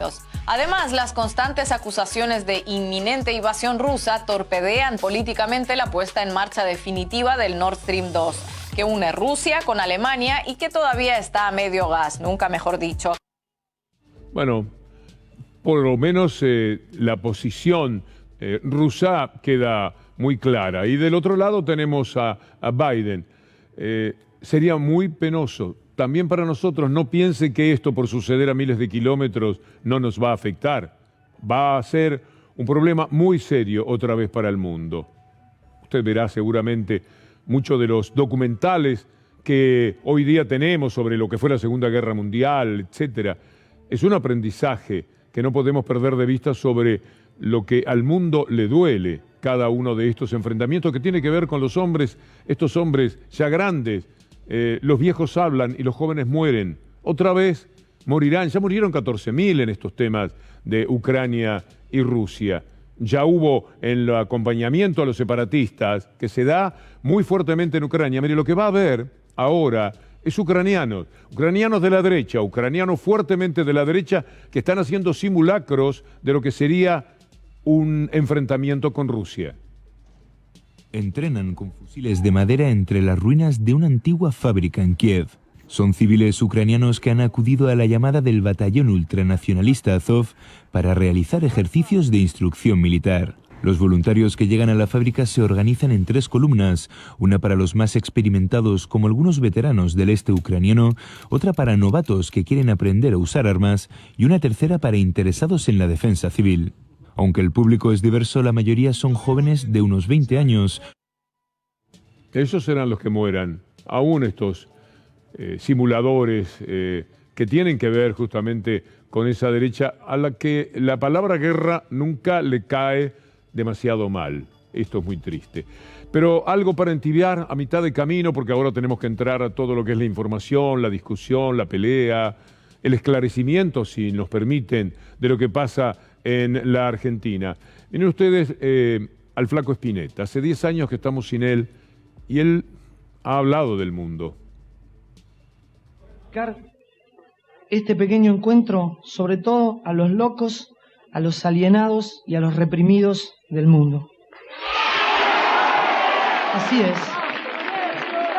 Creo que todos o casi todos diría, creo que tenemos una oportunidad para volver a ser una flor que brilla, a pesar de que nos podamos haber envilecido con actitudes realmente indignas. Ojalá que esta risa dure eternamente, sobre todo en un mundo que parece que ya no se va a reír más. ¿No es cierto, doctor? Se va a cagar de risa.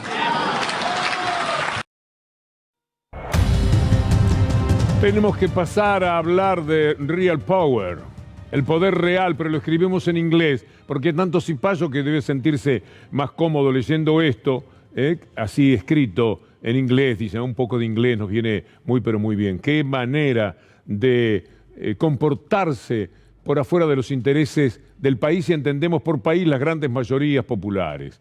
Mire lo que es Clarín hoy, la mafia de Mañeto en acción. La vamos a tener en 3 o 4 momentos de este despliegue informativo. El poder real, de Real Power, a todo lo que dé. Sobre este destacado, por favor, esta noticia. Ahí está.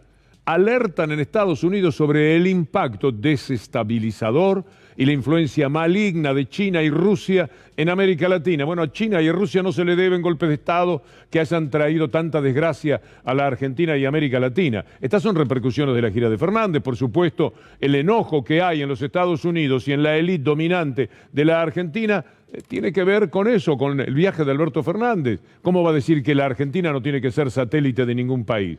No, la Argentina tiene que ser colonia porque a ellos les sirve que sea colonia. Eso sí, de Estados Unidos porque donde tienen todos sus intereses. En Rusia por ahora no tienen nada. En realidad, Putin equivoca el camino porque si quiere algo por acá tiene que empezar por los mafiosos de los diarios. Una vez que los convenza a ellos, podría perfectamente entrar a ser mejor visto, mejor observado por parte de esos medios. Mire, este tuit de quien fuera embajador en China, si mal no recuerdo, es Gellar. Diego Gellar, escribe algo que tendría que perturbarnos mucho, preocuparnos. El diputado Gaetz, mire la facha del diputado Gaetz, en el Congreso norteamericano advirtiendo sobre el peligro de los 23.000 millones de apoyo financiero de China a la Argentina, como si eso fuera cierto, porque además quiere negar de paso que sea cierto lo de los 23.000. Así que muestra, por un lado, el susto que tenemos que tener y por otro, que no nos hagamos tantas ilusiones. Esta es una mera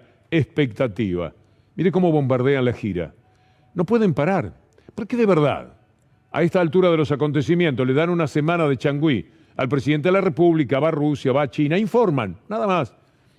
Y esperan, si van a tener 170.000 motivos, entre los reales, porque al país no le va fantástico, todavía está tratando de subirse a la lona, y entre lo que inventan, que es muchísimo más, tienen para darle... No, pero esta semana tampoco pudieron parar. Entonces van contra la gira, con los procedimientos más ridículos que sea posible. Veamos esto, que han escrito sobre lo que pasa. Nos falta ver a el tal Matt Gaetz, el hombre al que recurrió Gellar para asustarnos. Uy, cuidado, mira lo que están diciendo los Estados Unidos, qué angustia, ¿eh? Mr. Speaker, while the Biden administration, the media, and many in Congress beat the drums of war for Ukraine, there is a far more significant threat to our nation accelerating rapidly close to home. Argentina, a critical nation and economy in the Americas, has just lashed itself to the Chinese Communist Party by signing on to the One Belt, One Road initiative. The cost to China was $23.7 billion, a mere fraction of a rounding error when compared to the trillions of dollars our country has spent trying to build democracies out of sand and blood in the Middle East. Qué sinvergüenza, qué bandido, o pobre de él, qué desinformado. Los billones que gastaron fue para generar golpes de Estado. Nunca dejaron algo sin llevarse mucho más de lo que dejaran. Es la historia, es la relación que tenemos. Pero además inmediatamente aplican comunista. Bueno, le dijeron a Biden durante muchos meses comunista, y aunque parezca mentira, la palabra pegó y creyeron que Biden o que Bernie Sanders o que Elizabeth Warren son directamente comunistas porque están en contra del super neoliberalismo que ellos tratan de llevar adelante. Mire, es tan penoso todo, pero volvemos a lo nuestro y veamos esto que dice Clarín para que la gira de Alberto Fernández sea atacada hora por hora. Desconcierto y preocupación en Estados Unidos. Caramba, mirá vos, que disculpen, por el viaje de Alberto Fernández a Rusia y sus declaraciones tras su reunión con Putin. No tiene medida el amigo Mañeto. En Washington consideran difícil de entender la gira. Estamos estudiándolo, pero no entendemos. ¿Qué anda haciendo la Argentina? Que busca apoyo de Estados Unidos ante el Fondo Monetario Internacional. Bandidos, bandoleros. Lo que hizo Estados Unidos con el Fondo Monetario Internacional fue decirles denle el préstamo para que ganara la derecha. Y Clarín, que lo sabe muy bien porque fue parte de todo ese entramado, nos tira, por supuesto, agregando exabrupto, provocación y todo lo que sirva para anular el impacto positivo que pueda tener el viaje de Alberto Fernández, bien digo. Mire lo que dice La Nación, no ahora. Esto está escrito en 2017, ahí está la fecha. Mire cómo elogiaban lo de la nueva ruta de la seda. ¿Por qué era Macri? ¿Por qué la nueva ruta de la seda genera grandes chances para la Argentina? El presidente Mauricio Macri participó de la cumbre internacional convocada para lanzar la nueva ruta de la seda, un canal comercial que une Oriente y Occidente como lo hacían las antiguas caravanas de mercaderes. Son tremendos. Esto lo hacían no hace 1000 años, lo hacían ahora, hace 4 años.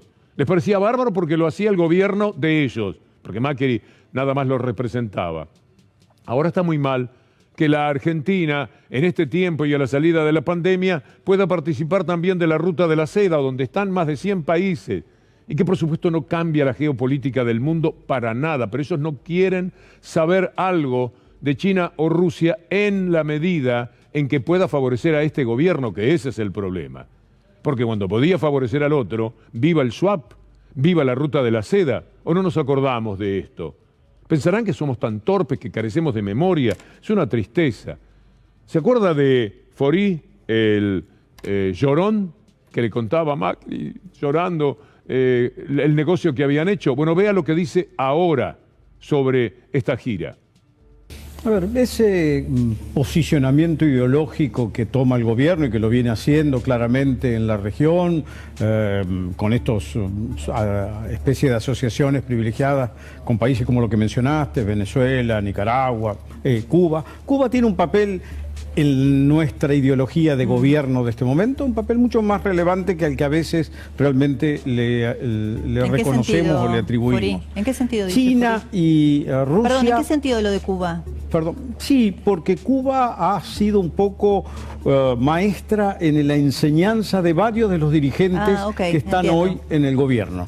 No se olviden que la señora Kirchner pasó largas etapas en Cuba cuidando a su hija y demás, pero no solamente ella, varios otros dirigentes en distintos lugares han tenido un acercamiento a la metodología que Cuba ahora proclama, una de las cuales dicen, asegúrense la caja de la estructura. Si ustedes miran cómo opera hoy el gobierno, la Cámpora sobre todo ha cooptado todas las cajas, se han asegurado todos los financiamientos. Sí, bueno, de ahí no renuncia nadie, PAMI, ANSES, eso en Cuba lo hace ahora el ejército por vía de las empresas que crean, que manejan el turismo.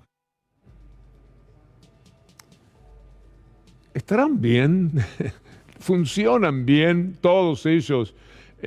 Los que hablan, los cómplices y todo lo demás, es muy penoso y a veces dramáticamente divertido. ¿Se acuerda de Fori llorando cuando le hablaba a Macri, envuelto en lágrimas, con convulsiones, para contarle que habían hecho el arreglo con la Unión Europea, el Mercosur y la Unión Europea?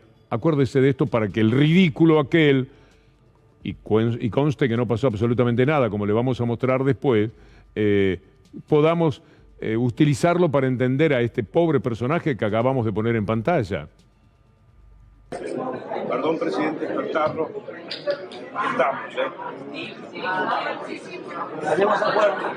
Acá estoy con Tenemos acuerdo, presidente. Tenemos acuerdo. Vamos, Mauricio. Bueno, esto era lo que a Faurici le parecía encantador y lo transmitían. Se hacían los vivos en realidad, porque aquello era un acting insoportable en su momento, mucho más cuando Macron aclaró lo que podemos poner en pantalla ahora, que era que no había ningún tipo de negocio, no había nada, rechazaron el acuerdo por ser incompatible con la agenda climática, cualquier cosa. No podía caminar de ninguna manera aquello. Pero tenemos otros críticos del viaje, no solamente Manieto a través de las páginas infectas de Clarín, no solamente La Nación, que le parecía maravillosa la Ruta de la Seda en 2017, pero ahora le parece una barbaridad, una locura, de Alberto Fernández, no solo de Faurí, pobre Faurí, la tenemos también a Bullrich.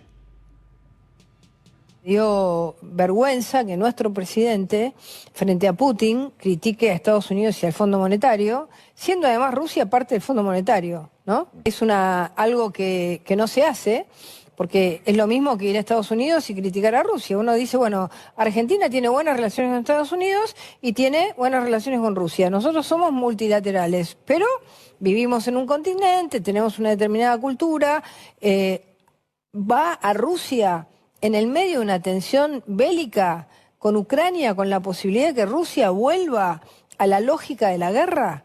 Es decir, me pareció inoportuno el viaje y sus formas de criticar a Estados Unidos y al Fondo Monetario cuando acababa de decir que firmaba un acuerdo con el Fondo Monetario y Rusia y China son parte del Fondo Monetario, parece, la verdad, un presidente que no representa con orgullo a nuestro país.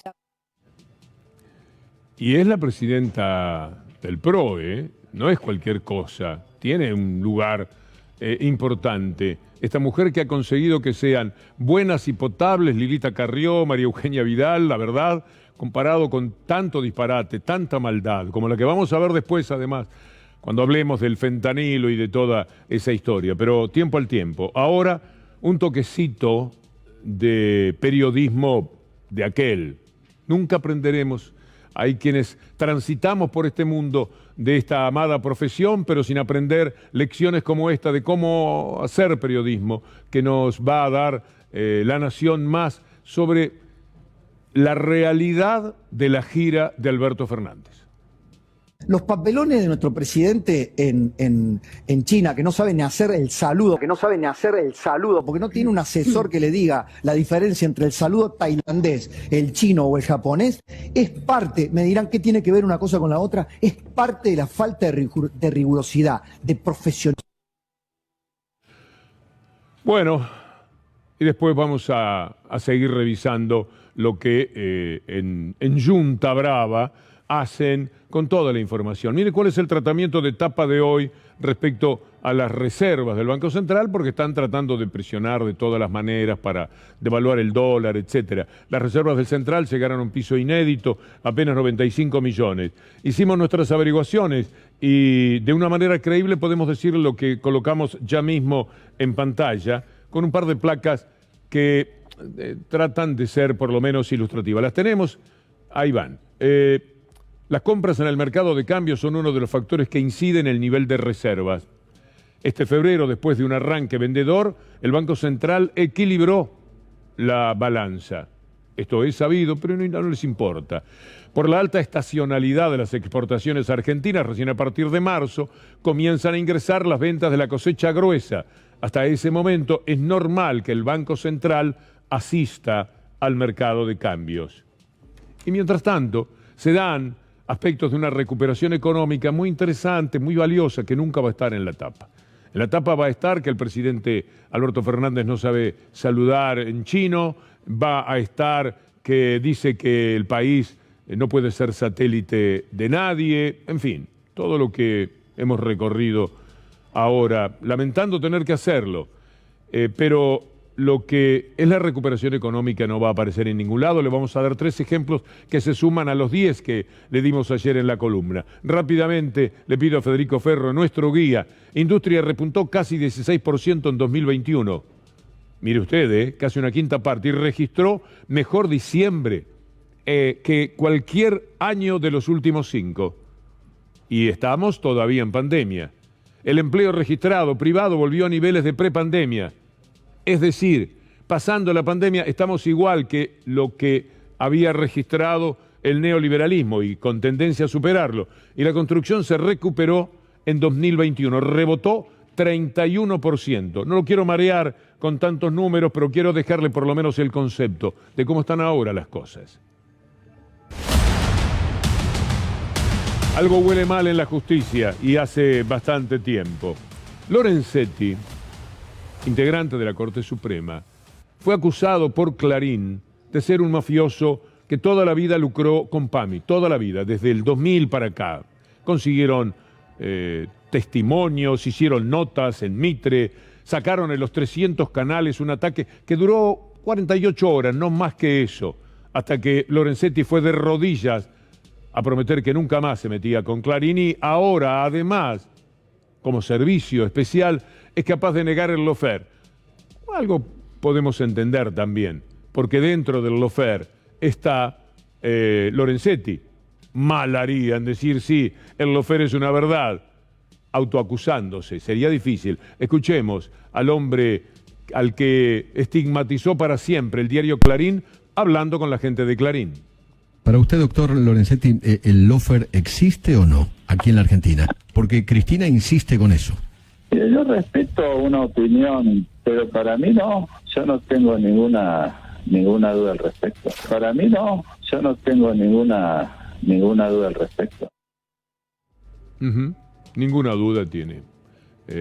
Y además resiste cualquier presión de los sectores que a él no le importan y que no son el poder real. Jamás resistiría, como ya le ha pasado, ningún ataque de ese poder real que lo devastó en su honor, en su honorabilidad para siempre, como hacen ellos, porque jamás pudo Lorenzetti demostrar nada que lo dejara a buenas, solo pudo callarse la boca y hacer lo que Clarín dice, porque de esa manera Clarín no lo ataca, lo espera. Te llegás a meter con algo, no con Clarín, no necesariamente, con algo que no le guste en el comportamiento general que pueda tener la Corte Suprema y vos sabés perfectamente a quiénes te mandamos, qué es lo que van a decir de vos y todo lo demás. Ahora escuchemos a Canicova Corral explicar por qué Lorenzetti dice lo que dice. ¿Qué quiere decir Lorenzetti? ¿Por qué dice que no existió el lawfare? Bueno, porque eso lo involucraría a él, supongo yo. Se preguntan, así, Bonadío murió, pero si le preguntáramos hoy si él cree que existe el lawfare, ¿qué diría? Que no. Y hay otros más que han actuado, que actúan, y que por supuesto no lo van a decir. Nunca van a obtener una prueba de confesión. Eso que dice Canicova Corral en la entrevista de nuestra colega La García, lo reitera también Freiler, que fue directamente una víctima del lawfare. Es claro, él fue una de las cabezas que se sumaron y de los soldados, digamos, de este batallón del lawfare. Y dentro del Poder Judicial la posición de Lorenzetti fue clara. Muchos le atribuyen, y hay un libro donde le atribuyen la verdadera autoría al doctor Lorenzetti de aquello que se dio en llamar la doctrina Irursum, donde Irursum tendría que ser el dueño del copyright, pero que la verdadera idea habría bajado del mismo Lorenzetti. Y recordemos a la audiencia, por esa doctrina donde se legisló modificando en contra de las personas el código de ciertas personas, el código de procedimientos, en donde se permitió a través de eso mantener las prisiones preventivas, aun cuando el código así no lo prevé. Esta noche, Minuto 1 da la nota. Con Gustavo Silvestre va a estar conversando el doctor Freiler, con mucho más para decir que esta síntesis a la que nosotros apelamos para darle continuidad a nuestro recorrido. Un momento más de Bullrich, porque aquí hay un sentido de la infamia. No tendrá quien le diga, tenés que parar un poco, porque vivís haciendo el ridículo. Sos un bochorno, te afeas cada día más en lo humano. Ya no se resiste. No puede haber alguien, no, me va muy bien así, responderá ella. Toda la derecha, miralo a Trump, miralo a Bolsonaro, mirá a nuestra gente de acá de la derecha. Nos va muy bien con este comportamiento y le siguen metiendo para adelante. Mire aquello que hace a Aníbal Fernández, dicho por Patricia Bullrich, mezclando fentanilo, la cocaína adulterada, la muerte, siempre posicionándose sobre la muerte, y quien finalmente, para ella, termina resultando el responsable. Poco le importa a Aníbal Fernández los muertos, poco le importa saber qué pasó, poco le importa no haberse hecho cargo de esto. Aníbal Fernández dejó hacer, no hizo absolutamente nada. El que tiene la idea de despenalizar no lucha contra el narcotráfico, no sabe las consecuencias que trae el narcotráfico en un país como la Argentina. A él se le pasaron los kilos de efedrina. Ahora estamos entrando con una nueva droga, ya verán que va a ser de la familia del fentanilo. Bueno, digamos que una de las cosas que está muy clara es que quien paró la entrada de efedrina a la Argentina fue justamente Aníbal Fernández. Entre estos personajes y, por supuesto, la mafia de Clarín consiguieron inventar la morsa, jugar con eso, avanzar en los tiempos y convertirlo, para terminar con la democracia como tal, en el 2015, terminaron acusándolo, bueno, de un triple que me cuesta decirlo. Porque en la medida en que uno lo está señalando parece que recogiera algo de aquello. Es tan repugnante lo que esta mujer y esos medios hicieron. Yo no sé cómo resistió. La verdad es que algunas veces me lo pregunto cuando lo cruzo aquí en el canal. Y sin embargo pudo salir a flote, y eso implica también mucho coraje para vivir. Mire lo que hacían. Patricia Bullrich es la que trae a Pérez Corradi, acusando de que el gobierno no lo quería traer y todo lo demás. Verá usted lo que pasa después con Pérez Corradi. Pero veamos este collage de títulos que tenían que ver, bueno, Clarín siempre, por supuesto, todo Clarín y Nación, tráfico de efedrina, Pérez Corradi involucró a Aníbal Fernández, el cerebro del tráfico de efedrina, a Máximo durante los gobiernos K. Pérez Corradi llega apuntando a Aníbal Fernández. El acusado por el triple crimen de General Rodríguez, Pérez Corradi, habría dicho que la morsa sería Aníbal Fernández. Mire qué vergüenza la presentación de la nota, son una mafia. Si no entendemos que son una mafia, Pérez Corradi explicó su vínculo con Aníbal Fernández. Muy bien. Llega Pérez Corradi, se acuerda, con un chaleco, con un casco, una mise en scène, estaba Patricia Bullrich con D'Alessio. En el momento que llega, D'Alessio era el que más o menos daba clima a la llegada de Pérez Corradi. Se dice que además que la primera de las apariciones era de un policía disfrazado de Corradi, porque si a ese testigo tan importante que venía a hablar de Aníbal Fernández le pegaban un tiro, nos quedábamos sin conocer la verdad. Conociéndolos, se ve que estuvieron tentados de hacer algo por el estilo. Pero lo dejaron entrar porque servía mucho lo que ellos decían que iba a decir Pérez Corradi. ¿Qué dijo Pérez Corradi? Absolutamente nada. Pero mientras tanto, ¿cómo lo presionaban a Pérez Corradi para que dijera lo que ellos querían? Mire, Pérez Corradi involucró funcionarios del anterior gobierno, o sea, del de Patricia Bullrich, esta es una nota del 2016, en presuntas amenazas contra su integridad física. Pero además atacaron la vivienda, a la mujer y a los hijos de Pérez Corradi en un acto mafioso del que no debe ser ajena seguramente la persona que estaba a cargo del Ministerio de Seguridad.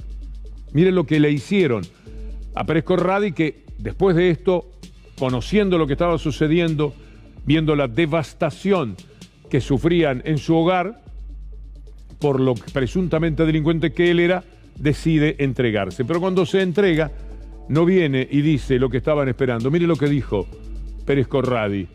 No era Aníbal Fernández.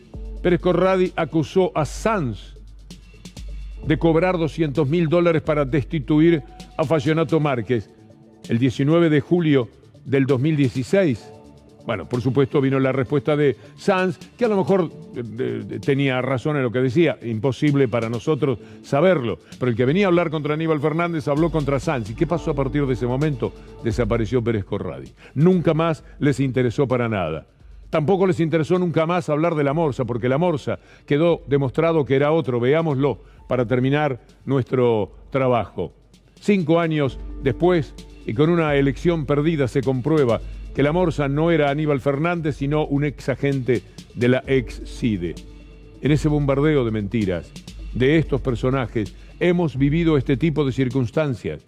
Va a haber mucha información, no sé cómo va a ser Gustavo Silvestre para llevar adelante Minuto Uno con todos los materiales que van ahí como un embudo a la atención de todos ustedes, porque en estos momentos debe estar por producirse la conferencia de prensa de Rashid. Ayer empezó Gustavo con lo que la República de Lewis estaba generando en materia de información, el lago escondido y toda esta historia de tanto dolor para la Argentina y de tanto cipallismo mediático, de tanto ataque a las verdades, de tanto ataque a personas que tan solo quieren dar su grito de soberanía, decir al lago yo tengo derecho, yo lo estudiaba cuando era chico, yo sabía dónde estaba el lago escondido, sé lo que es en la provincia de Río Negro, no se lo pueden quedar. No le pueden robar a la Argentina y convertir a ese sitio de 13.000 hectáreas en una república privada, lindante con la geografía de la Argentina en la provincia de Río Negro. Bueno, vamos a tener de todo esto y, por supuesto, los estamos invitando para la próxima. Anabela Sánchez, Julián Capazo, productores, Federico Ferro,